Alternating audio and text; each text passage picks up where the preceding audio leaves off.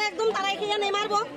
আমি শুধু সুস্থ বিচার চাই। আমি এনে কোনো পার্টি করতে হবে কেন তাইনে বিধায়ক কইব নতুন তাইনে যেটা সুস্থ বিচার করলে আমি সবার কাছে এই কথাই কইতে চাই মালা দেওয়াতে এরকম অবস্থা।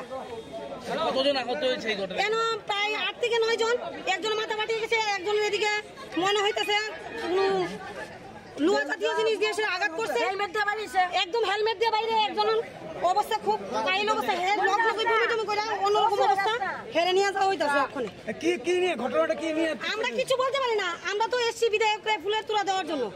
আমরা এলাকাতে খুব ভালো রেকর্ড বুটে তাই পাস করছে। আমরা এই ভাবনা চিন্তা নিয়ে আসি না, আমরা আইছি। তারা যে এরকম পরিস্থিতি আগে থেকে নিয়ে রাখছে আমরা সেটা জানি না।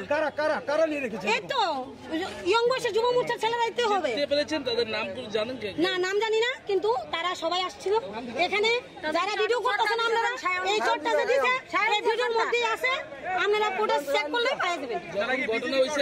হ্যাঁ হ্যাঁ, তারাও বিজেপি করে। একজনের থেকে একজনের সঙ্গে আরেকজন কেন মারপিট করবে? কিসের জন্য করেছে তারা? হেলমেট দিয়ে ছেলেরা তারা কিসের জন্য রাখছে? সামনে শিরে রাখছে, এলাকা এরকম করছে। তারা কেন এরকম পদক্ষেপ নিয়েছে আমরা তো কিছু বলতে পারি না।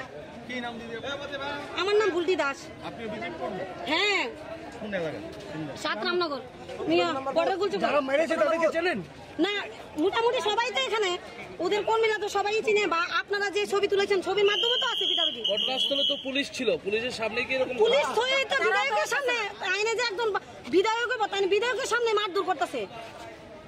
আপনারা ব্যারিকেড পাস করে পুলিশ কোনো বাধা দেয়নি এর আগে? হ্যাঁ দিয়েছে।